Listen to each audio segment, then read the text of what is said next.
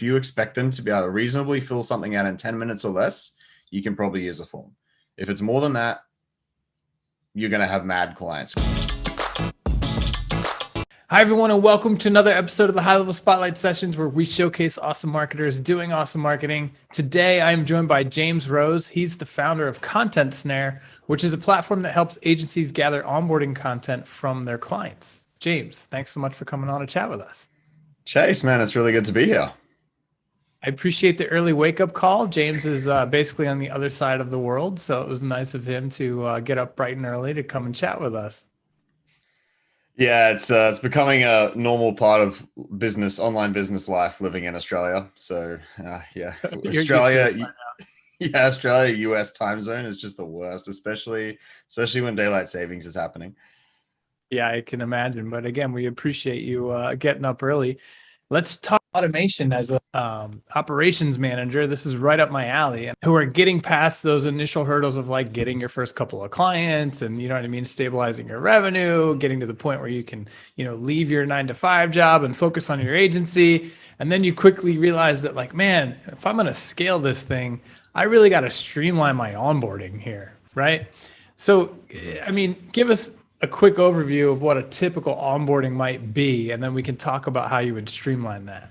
Oh, wow. It's a good question. Typical, I feel I've almost forgotten what that looks like now, but I guess there are a lot of standard stages that people go through, like it depends what kind of agency you're talking about, but I'd say there's the client does the initial contact, usually, if it's a referral or something, there'll be some kind of initial brief, like a mini brief, like a form. There might be like a initial call to sort of get an idea, red flags, questions, that kind of thing.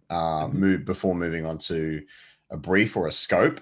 And like depending on what kind of business, that scoping thing might not be a problem, but for some businesses, that's just debilitating, the amount of time it takes to scope out a project before moving into the proposal, the contract, getting that initial deposit. And then obviously the client, though, that's the kickoff of the project. So then you got to actually, set everything up. So the client folders, client setup in your project management system, invoicing, whatever, that kind of stuff. There's probably 5 systems that you've got to set the client up in. Collecting information from them, of course, having a product that helps people collect information. I'm going to talk about that. But then you actually start the project, and it kind of, I don't know where you draw the line where client onboarding ends, but to me, it kind of keeps going through that initial stages of the project. Like a lot of people will start that project and then just nothing. They don't send the client any information, even though they're in the background doing all this work, whatever it is, like setting up systems and, might be doing some research, or, if it's a website, sort of wireframing some things out, and the client just sits there and hears nothing. And that's not good. I've met a lot of people that have had client relationships go south because of that lack of communication. So to me, it's like even into the early stages of the project is still client onboarding. Well, that's why I was excited to talk to you, because ContentSnare, the platform that we'll talk about in a little bit, is set up in Zapier and has webhooks, right? So it can marry really nicely with HighLevel. So you talked about, like, from the very beginning, the sort of sales process where you're going back and forth, booking appointments. That piece HighLevel is amazing for, right? You can automate a lot of that, get them booked on a calendar, send them appointment reminders to get them to show up so that you can close them and all this kind of stuff. But then when you close a client, you kind of have to go outside of HighLevel, right? We need a proposal signed of some sort. And then we go into the process, which I think is where we're going to focus, of collecting information and assets, right?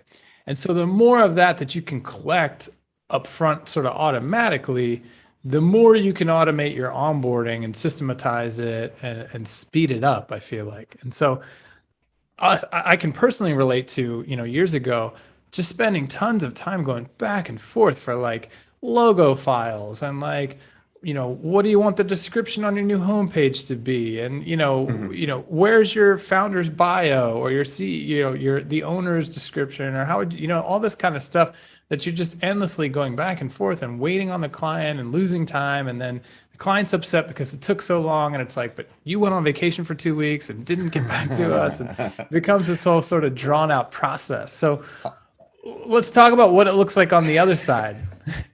Man, it's so funny hearing that because like it's very clear you've been in agency land because everyone knows that story. Who's run an agency, if they're a freelancer through to like a large agency, everyone knows that story. We've been there. And it is one of the biggest roadblocks, the biggest bottlenecks in an agency life for sure. That's why we built ContentSnare. And look, I'm happy to focus on talk about other parts of the process as well. But if we're focusing on just getting information, I can talk about that all day, as you would probably imagine. But yeah, like on the other side, well, interestingly, we're in the middle of a survey right now of like how much time people were spending before they found ContentSnare and after they found, put in it doesn't even have to be ContentSnare, before they put in a proper process of getting information from clients. And the results so far have been staggering. Like I didn't realize how much time it was actually saving people. Like I thought, yeah, our product, it's cool. It like saves people time, whatever. But the average across all responses so far, including people that like don't even like ContentSnare, because you get the few people that are like, oh, it's not working for me, Right. And even including those in the average, it's been a 75% decrease in it's obviously self-reported here, but in financial cost of chasing people. So whether that's labor or time for chasing clients for information, which is massive. Yeah. So that's what it looks Big like, number. I guess, in raw numbers on the other side. But I mean, the biggest thing is stress and frustration, because you just described it there. Like every time you need one little extra thing from a client, it's like, what's that description on your homepage? I forgot to ask for that the first time. So now I have to send another email just to ask for that description. And now that you've probably got another email thread. So if you ever need to find that again, it's like, oh, we spoke about the description, didn't we? Google email search in Gmail for the client's name or their email address, and like, oh man, there's like 15 threads here. That's probably a good one. I've done that and I've found like 40 threads, and I'm like, oh man, which email thread is this in? And then sometimes you forget you've received it, and you go and ask them for it again, and they get mad at you. And so yeah, Been there. Totally feel it. Yep. Well, so throughout the whole process, which pieces does ContentSnare help with and which pieces does it not? Just so everybody listening has a good idea. Yeah, so I ran through that whole process. I ran through before was like talking about the proposal and the deposit and setting up clients in your systems, right? So that's probably that doesn't help with any of that. That's I would say somewhere in between Go HighLevel and ContentSnare. That's using tools like PandaDoc and I was gonna say, what tools do you like for? Seems like our community PandaDocs, but I always like to ask about tools to give people ideas. For sure. So I use Better Proposals. Our agency is pretty much winding down, so I don't really use it much anymore. PandaDoc's really good as well. I like PandaDoc for its Zapier integration, because you can have placeholders pretty much anywhere in the document and fill it out using Zapier, which is super handy if you want to add like levels of personalization throughout the proposal or contract. So yeah, those are the two I'm using. Well, because I actually help clients, just to stay sharp. Process. Yeah, like just a bit of automation work here and there. I don't do a lot of it, just kind of to stay sharp, because I teach people how to use Zapier with an online course just as a side gig. So I kind of want to stay sharp and see what people are doing. But those are the two I often recommend. But then for the rest of it, it's mostly Zapier and or Integromat. That's a really good alternative. A bit harder to use, so I generally recommend people start with Zapier. Integromat is way more powerful, but kind of hard. Yeah, we're in the same boat. I mean, we built out Zapier, so it's all right there. And as you pointed out, I mean, that's why I love with high-level pipelines, you can build such a nice flow that goes from start to finish and bounces in and out of these separate tools, right? You can do exactly what you said. When I slide them over, boom, go to Zapier, dynamically fill in details in a PandaDoc. When that signature comes back, move them in the pipeline again, and then launch ContentSnare, right? Or whenever I'm ready to sort of get that going. 100%. Yeah. That's such a good workflow. Like there's when you move a sales cycle, do X, that's one of the classic automations are so easy to set up, and like you said, the reverse way. So when the proposal's signed, automatically move them to another stage, and then if they haven't replied in 1 week, move them to like a follow-up stage or something. All that kind of lovely stuff. Well, so I'd love to actually check out the tool if you'd be so kind as to share your screen and give us a quick tour. I mean, I saw some shots on the site. Yeah. I don't want to catch you off guard, but it looks pretty cool, and I think our community would love to take a peek. The thing a lot of people don't really consider is making things as easy as possible for your client. Like they just go, okay, I'll just send off an email, ask for the thing, or they'll send a Google Doc and say, write your homepage content on this document, whatever. Mm-hmm. No matter which way, when you do that, clients are just staring at this empty screen, essentially. Well, with a Google Doc, they're staring at an empty screen, and they don't know how to write content. They don't know exactly what you need. With an email, you can provide a bit more detail, but then, when they reply, they're probably going to, especially if it's like dot points that you've asked for, they're going to inline reply to like 5 of them and forget the other 5. And it just turns into a mess. And then you need to go back and say, now write these 5 things. And it's kind of like separate than the other 5. So they're not looking at it all in one place. So the 3 things I always talk about are breaking it down. The simplest things you need to do to get content from clients faster is to break it down into manageable chunks. So if it's a homepage, it's asking for a home, like a headline, a call to action, a hero header, the pieces, all the individual things you need. And then actually guiding them through the process, right? So if it's asking for a logo, you need to be very specific that you need a logo that's not 6 pixels high, because you can't use that on their website. Like, it sounds silly, but people don't understand everything the way you do. Yeah. As an agency owner, it's easy to just forget that I think they call it the curse of knowledge. When you're so good at something, you forget how bad other people are at it. So, they don't know how to write anything. They don't know that a headline only should be 100 characters or less. So you'll get people write a headline that's 5 sentences. And it's so true. I mean, if you hop on a Zoom with your customers, it's very enlightening, right? You'll be like, yeah, right click that, and they're like, what? Click that? Right click? It's a right click, and you're like, oh, okay, let's step back a second here. Yeah, I had someone the other day who is an absolute superstar. She's a team member of ours, who is amazing at everything she does. And I was telling her about doing like a find in a document, Control F. Yeah. And she didn't know how to use that. And I was just mind blown. It's just classic. That is straight up curse of knowledge. Because it's like, wait, who doesn't know that? I didn't understand that people didn't know that, Yeah, for sure. No, I mean, the average customer client, you can't assume that they know how to do anything technical, really. Yeah, exactly. And that is every question you're asking them, assume they have no idea what they're doing and explain it thoroughly. So that's, even if you're using a Google Doc, you can do the same thing. So I've gone through previously in documents and added like a 1-by-1 cell in documents. So sorry, a 1-by-1 table. So it just looks like a box to type in a Google Doc. And then in front of that or above it, you can, say this is where your headline's going, with a little blurb about how to write a headline. You might even link out to a guide on how to write headlines if they need more information. So everything you're asking for, do that. Now it sounds like a lot of work, and it is up front, but you do this once and you'll never have to do it again, and it'll save you time forever and ever and ever, basically. If you're asking them to add you to their analytics account, you can have a little video there. You embed a video to say this is how to do it, or a list of steps there as well.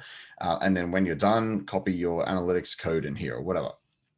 Or just tick a box to say that you've added us to your account. So things like that. Basically anything that they can mess up, which is almost everything, you should just describe it in simple terms. And the third thing is reminders. So, obviously people are busy. They're just like you. They have things to do.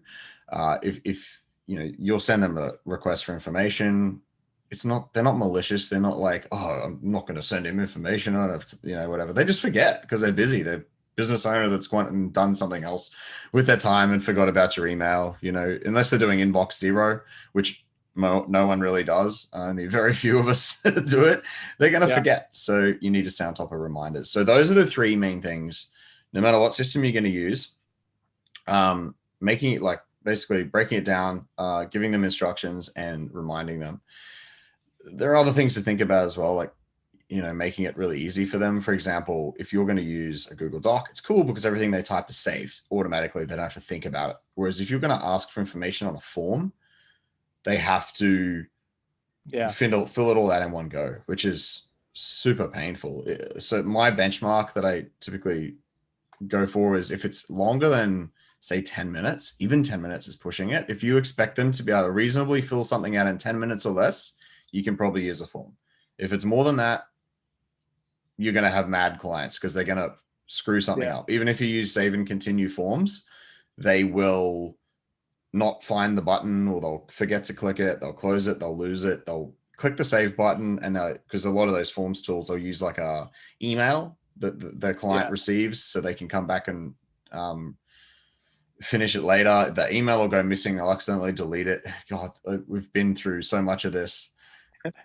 So if it's all true. I mean, even if you think you've solved the problem with tech, like on our end, you know, we're going to work to make our surveys save every step as you go, so they don't have to complete the whole thing. But that gets screwed up pretty easily as well, right? Oh shoot, I messed up the thing on the first slide. I need to go back, and now I'm all messed up. And so yeah, I mean, it makes sense. If it's not going to be pretty quick, then yeah, you do need to chunk it out.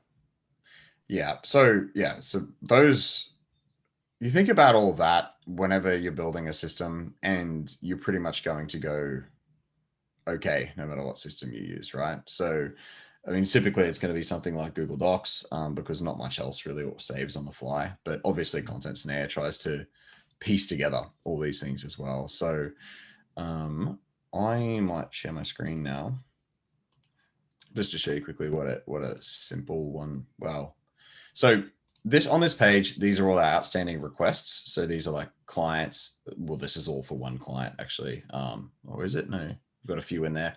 Most of them are for me because it's just a demo account. But you can see here, you know, this person has completed 3 things. They've got 11 things still to do. And the reason this is colored is because they've submitted something that it's ready for me to check over.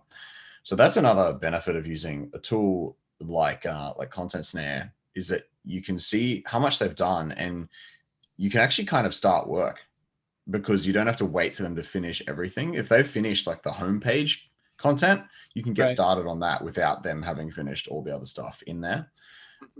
So if we go ahead and create a new request, easiest way to think of a request is it's like a form, except that everything auto saves. So it's what I was talking about with the form before. The downside is that, you know, you have to do it all in one go. With ContentSnare, they don't. So it's like a form that automatically saves. So it's broken out into pieces. You can upload files to it, and it sends automatic reminders as well until they finish it. It's the easiest description of what a request is. But if we create a new request, this is the template screen. I'm going to go down and just create like I'll go with a short landing page. So this is like a pre-built template that we've got in here. Sounds like birds are going crazy at my place right now. Sorry if it's coming through. Not very loudly. You're good. Yeah. So, you know, we'll just go Acme. Acme might be the client name. We give it a name and we give it some request instructions. So first up, this is like what I was talking about, trying to guide your clients through the process at all times. And there's request instructions is the first thing clients see.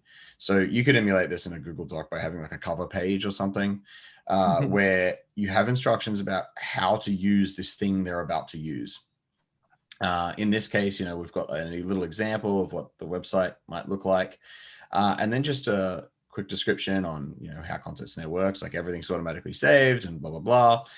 And then a video, right? So video goes such a long way in helping your clients through the process, right? Even if it's just 2 minutes of you, you know, talking to camera, using Loom, you can embed Loom in here and just say, hey, this is how, you know, this is what the system we're using is for. Here's how to fill it out. This is why, you know, it's important to use this rather than email us, because otherwise things are going to get lost, and it just keeps everything together, blah, blah, blah. So yeah, from immediate you need to think about, creating instructions for your clients. Right. The builder. Yeah, and if you ever have a question here, just hit me up. Just Sure. at me, man. Yeah. So, I mean, at this point, it's just like any form, right? So the difference being that we can break it down into pages and sections. So right now we've only got one page because this is a short landing, just a landing page. And we've got sections within that. So we've got a hero header, we've got the body section, we've got the close, whatever. So this is just one of our built-in templates. Normally people fairly heavily customize these things. Yeah, but it does a great job of like lighting the light bulb of what a good example looks like, right? Like you've got great wireframe screenshots in there. Yeah. It's like, oh, this makes total sense. Got it. Yeah. And I mean, so people use this for all kinds of things, not even just web designers, right? So this is a product used by like accountants for onboarding clients. So for them, it's going to look very different. It's just going to be like questions like upload this document. Now tell us what your business name is, upload your certificate of incorporation or whatever, so it's just like building a form, except that we have sections here. So we've got so this is the page and we've got some instructions for this page. It's just saying, hey, this is the, a lot of people you don't even need to use page instructions, but if something needs a bit more explanation, you can do it at the start of the page. And then we get into the first section. So we've got the hero header, and that's where we've got a wireframe, some numbers talking about different pieces. So if we're going to refer to a headline, we can put numbers in. This is showing a little bit small, but often you'll be using your own wireframes anyway. So that's just a really good idea to drop a wireframe in with like labels on it. So then you can refer to them down here, right? So you can see 1A is going to refer to 1A on the headline. This shows up, I think, a bit bigger to your client, and they should be able to zoom in on it, which I'll show you shortly what they see. This is just the builder screen. But yeah, so instructions, what it looks like. And then this is where we're actually asking for bits of information. So again, here's a little bit of instructions, an example on how to write a headline, and it's just a simple text question. Nice. So we can ask for images and whatever. Now, one thing that we haven't done here is the ability to like limit lengths. So we can say, hey, we want this to be at least like 3 words through to like, I don't know, 10 words. So limiting what clients can input is good as well. Like we're talking about before with 5-sentence headlines. You don't really want that. So you can lock them into certain lengths or whatever. That's cool. Same as images. You can make sure, do we have so we've got an image for the header here. We can, oh, sorry, this is set up as a file. So if we change that to an image, we can limit like a minimum size to make sure it's like at least 1,000 pixels wide or something. And maybe we'll say, so no more 20 pixel logos. Yeah, basically. So won't let them complete it. Yeah, so I mean, other than that, there's fairly standard form builder tools here, like conditional logic, so you can show or hide questions based on what other answers they've put in. Nice. But yeah, so other than that, it's pretty much, same sort of thing. Now we get into a different section. So a section, same thing. We've got some instructions at the start, and then the questions that we're actually asking for that section, and so on. So I'll just jump through to the final step now. I'll skip over preview because I'll just show you exactly what the client sees. But at this point, we choose a client or create a new one. This is pretty important here, allowing them to access without a login. So there's a lot of client portal tools or things that people use that require their clients to log in, and that just adds a barrier to entry that clients will mess up. People can't remember their passwords to anything. It's ridiculous. Yeah, of course. Yeah, so allowing them to jump right in with just by clicking a link in the email, super important. You can turn that off if you are worried about security. If you're worried that someone else might access that link, even though the link's really, really long. So it's not like, you remember Zoom bombing at the start of the pandemic where people were just jumping into Zooms. That's because Zoom had a 9-digit thing, which is much, much easier to guess than a really long alphanumeric code. So it's very, very unlikely that I think it would take years for someone like a brute force to just randomly find this kind of link. Anyway, but you can put a PIN code on it if you're worried, and that goes out in the email as well. So I'll just turn that off. Give it a due date, and then you can have a reminder schedule. So we can dig into this if you want later, but it's pretty easy to set up a schedule. Just say things like, 5 days after we send the request, if they haven't finished anything yet, then we send this email, right? And the email's got placeholders in it. Really, really simple schedule of emails there, but I'm going to turn that off so it doesn't spam me. Because I do demos to myself quite frequently, and I get a lot of emails from ContentSnare. And then there's a comment system. Actually, I might turn that on so you can just see what that looks like now. This is a brand new feature, so it allows clients to ask questions right there in the form. Nice. So I'm gonna publish that, and then just open it as if this was a client. So first thing they see is the request instructions, little wireframes. This is probably going to be heavily customized to your situation. Like, we have the video there. This is because it's a demo system. I wouldn't recommend, the first thing you should probably have is the video. It'd be like, here's some information. Here's you talking to them. You probably don't even need the wireframes on this page, to be honest, because you're going to show them later. So I just like to have a title, a video, and then maybe this, because this is the default instructions. It just tells them how to use ContentSnare. And then they jump in, and they just go through one thing on the page one thing on screen at a time, which was an intentional decision to make it really easy for them to go through. This made such a difference to response rates. Yeah. This was a massive rollout for us. When we did this, with the response rates from clients went through the roof, and so did like our retention rates and everything, because people found it was working with their clients a lot better. So one thing on the screen, they click continue, one question, they see the they see your instructions, they see the requirements is what we set up before, must be 3 to 10 words. So they start typing, and things are oops, I said no larger than 10 characters. I obviously messed that up. 3 words inside 10 characters is not good. It's probably going to be a little bit difficult.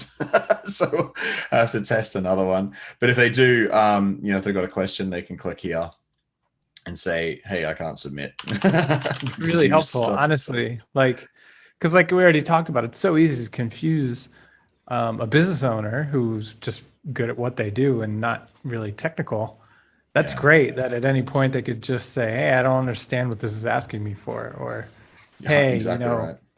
that my domain was bought by my cousin's sister who died 2 years ago. What should I do? You know what I mean?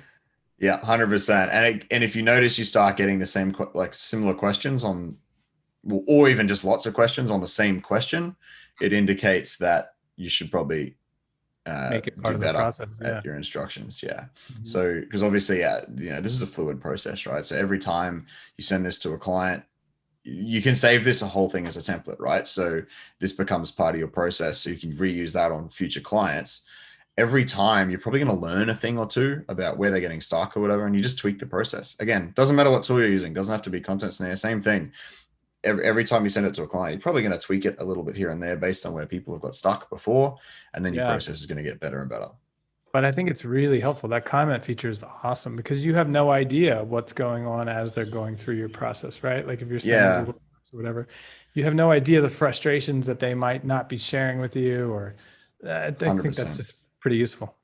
100%. I think it's should be left on, but the reason it's I don't know if you saw the switch there where you can turn that feature on and off completely. For some reason, some people don't want to use it at all. They just want their clients to type in and hit next. But I think it's a really good opportunity to find out where people are struggling. So it's a good idea to enable, at least at the start.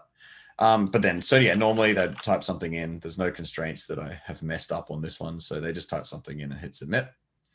And it just goes through the form, one question at a time. So same deal, we can upload files. Let's have a look.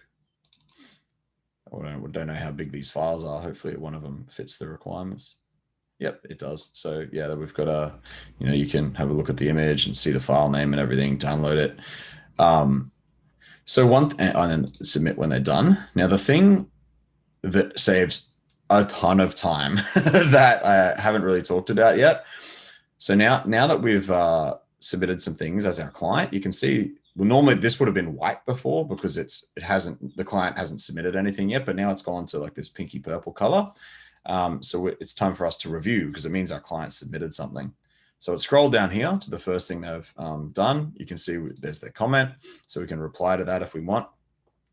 But this ability here, so you can approve something to lock it in so they can't make changes, because I'm sure you've had clients before that they said, oh no, they changed something on you and say, oh no, it was like that from the start. I've definitely had that before. So you can lock things in so they can't go and change stuff on you. And you can also reject it and say like, well, that's not even a word. And they'll get a message to say, hey, we need some changes from you, and it'll be highlighted in their UI. Now, that's pretty smart. Yeah, so that saves an absolute ton of time because it didn't spawn off another email thread. Because if you're using a form or email or something, you probably have to go back to them and say, hey, that thing, or like Google Docs, Dropbox. Sometimes people just use a cloud folder, say, drop your Word documents in here. You kind of have to refer to which document you're talking about and where the problem is in another email thread, and it just becomes a mess. This it's all right there. So awesome. Yeah.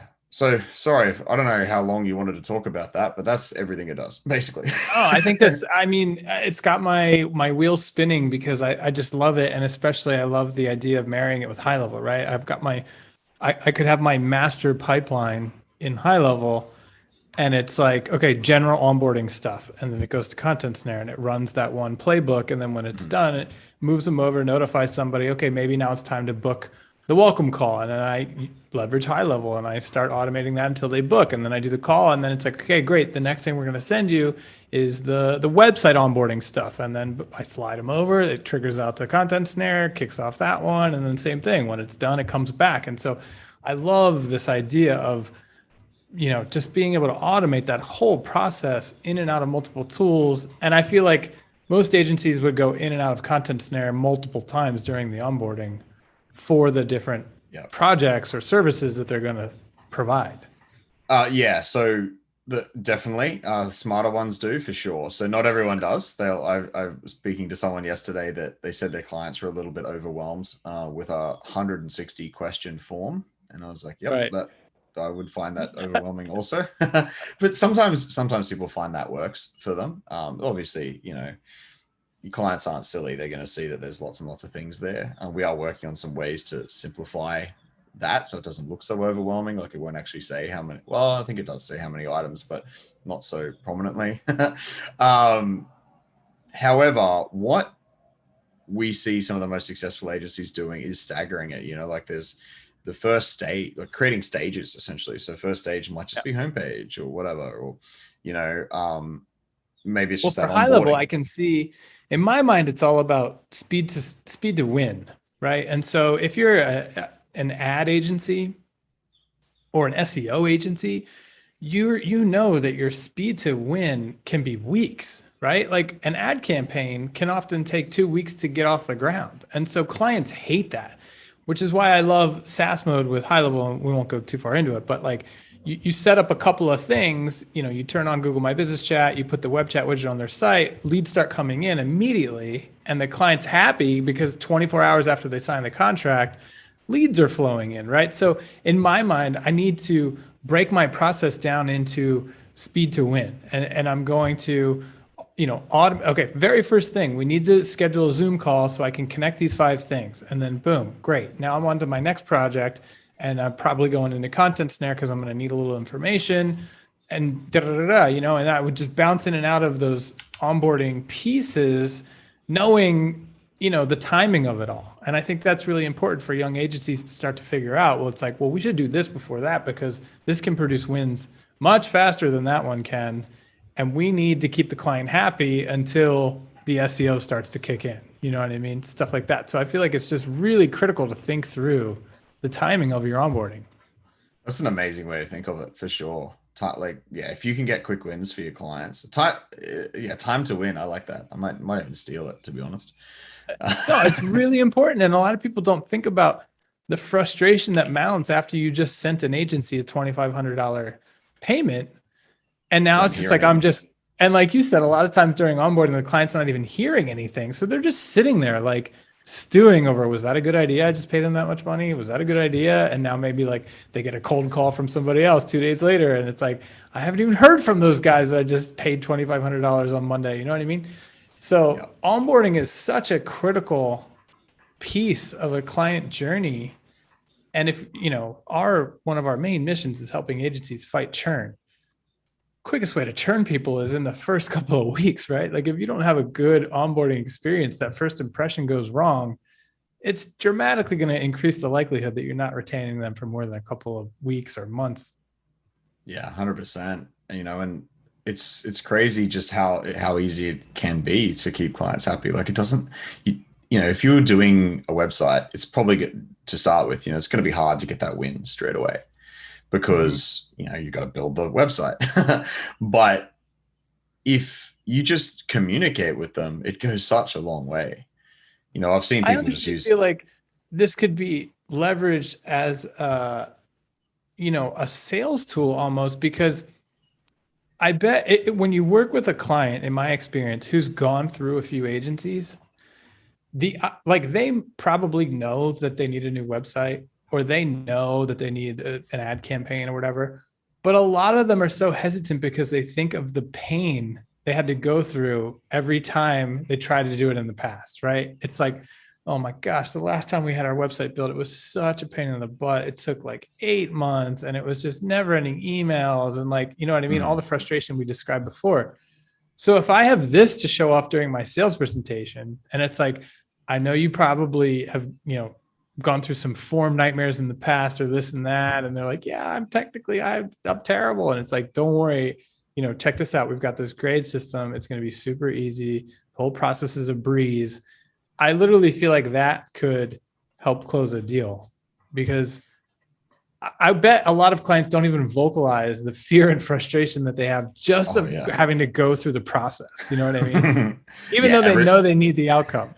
Everyone's been burned by a web designer or by an agency at some point, right? So yeah, 100%. And they probably wouldn't vocalize it. In that survey I said we sent out recently, it's been surprising. There was a question, you know, any hidden benefits that we sort of haven't covered in the survey. And a lot of people said it makes them look more professional. So it's, you know, what you spoke about there. It's kind of a sales tool that you probably could show off. One of my favorite quotes was from a 5-person agency in the UK that I spoke to. And she said, you know, we don't want to look like a little agency from a little village, which is kind of what they were. And they said, you know, tools like this help them look like a bigger agency. I mean, to be honest, it's not something I care about because I think small agencies are actually good. You know, I work with small agencies all the time, but they didn't want to look like that for the clients that they were going to. So it helped them look more professional, I guess.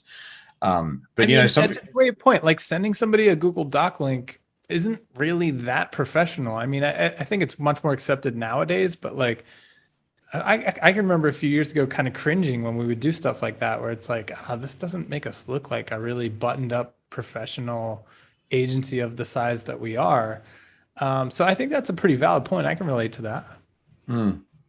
Yeah. I mean, not to just, I don't want to say everyone go use ContentSnare because you don't have to. Like either, yeah, Google Docs, you can do it up in a way that looks more professional for sure. The biggest problem though is usually what comes back from clients because they're so open, they can type things and, you know, they'll end up highlighting things and say, can you link this word to the about page, please? And like red italics. And that's, they just turn into a mess. But you can sort of, I don't know, pretty up Google documents to look better. But to be honest, there aren't many other options. You know, it's kind of like Google Docs, Forms, ContentSnare. No, it's a real need. And I know that this spotlight has basically been a commercial for ContentSnare, but hopefully people watching don't feel like that, because I think what we're trying to illustrate is the importance of the onboarding process, start to finish. And inevitably, you're going to have to use a couple of different tools if you want to do it well, in my opinion.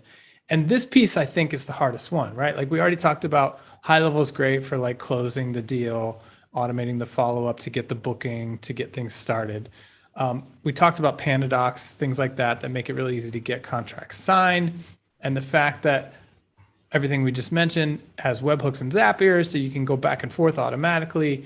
But this is the piece that I feel like a lot of agencies struggle with the most, because like we've talked about, if you're doing multiple services, you need assets for each one. And I feel like honestly, a lot of agencies just like dump the whole list on a client, and maybe it's in a Google Doc, or maybe it's a bunch of forms or stuff like that. And maybe they haven't even thought of a better way, because to be honest, I don't know, do you even have many competitors? Like, I don't think there are many other platforms that you could have seen, you know what I mean? To put the idea in your head that there's a better way. Yeah, so not really. There are a couple, but some of them have gone like full high-end enterprise, like content collaboration platforms now, which is not what we're trying to be. You know, we're trying to be simple, get information from clients. And yeah, I mean, there are competitors. They're just a lot of them are very different. Some of them are file only. It's only for collecting documents and files, you know. And so we've tried to be a bit more flexible, which does bite us a little bit, because flexibility generally comes with a slightly more complicated to use.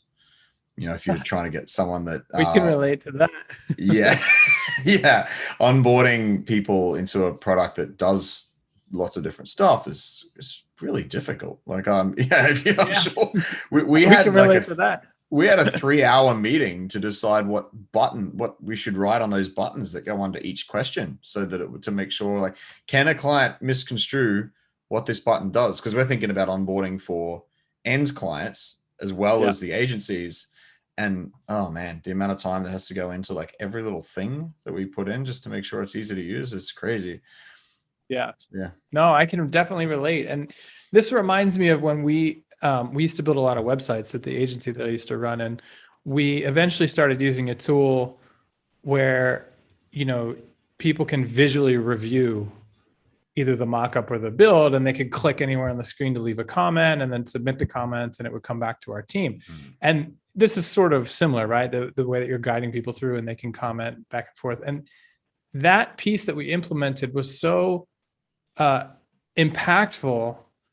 Like, I used to have clients email me outside of the project and just be like, that was so nice to be able to have, you know what I mean? Like, I've worked with, you know, we built our website 2 years ago and it was such a mess. Like, it was so nice that I could just click anywhere on that and leave a comment, right? And I feel like you'll start to get similar feedback if you use something like this through the process of gathering everything that you need to kick it off. So the pain is real, whether you've realized it yet or not in your agency journey. Like, solving these types of frustrations for your clients, again, will only contribute to retention positively 100%. in my mind.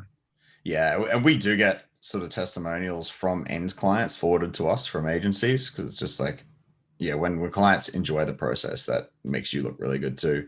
But what you said there, those design feedback tools as well, that's like, oh man, I love they were a lifesaver for our agency as well. So a little bit out of client onboarding, because that's generally towards the end of the project. Yeah, exactly. Yeah. Oh man, those are great. We may end up building a feature like that one day, but I'm not sure. But for now, like something like Project Huddle, or I don't know, redpen.io, those are the ones that I've seen before. Yeah. Just the ability for a client to just click and type. They can get out of hand if you allow, like, you know, clients can click on lots of different things. And well, it illustrates the point, right? Like, we used to just send screenshots and be like, okay, give us your feedback. You only get, you know, X amount of feedback requests. And like, you'd get this feedback and you're like, what are they talking about? And like I have no idea what they're describing. Like, the image that we sent, how could this relate to that? And then you realized, like, they somehow ended up looking at something completely different. And it's like, how did this happen? So yeah, I think any sort of tools that you can use to guide your clients where they can't go off the rails is a good idea. And it looks like ContentSnare does exactly that. So James, I don't want to continue to, you know, beat a horse to death here, but if people are watching and they agree it's a good idea, what's the URL? Is it contentsnare.com, right? Yeah, nice and simple. I love it. Well, thanks so much for coming on to talk about what could typically be construed as a boring topic. But I think anybody who's, you know, managed operations or been in one of these seats can tell you how important it is to get this piece of the onboarding, or I would say the start of a customer relationship, right. 100%. And I think what you were sort of touching on before about like moving in and out of tools based on what stage they're on in HighLevel, especially, you know, bringing Zapier into the mix and just start start thinking about like what, as someone moves through each stage, what other tools can you bring in and what can be automated outside of HighLevel, you know, and then bring it back in later, and you automatically trigger that stuff happening with Zapier or Integromat. It's just magic once it's all hooked together. Absolutely. And again, it's speed to win. If you can automate a lot of this stuff and get through the process faster, it's the faster you'll be able to deliver the win. And in my mind, that's what really matters, right? So if you feel like you're wasting time during your onboarding, then you need to start automating. And so hopefully ContentSnare can help you out. I would hope so too. Well, James, thanks so much for coming on and chatting. Thanks a lot, Chase. This has been fun. Thanks for watching, guys. We will see you in the next one.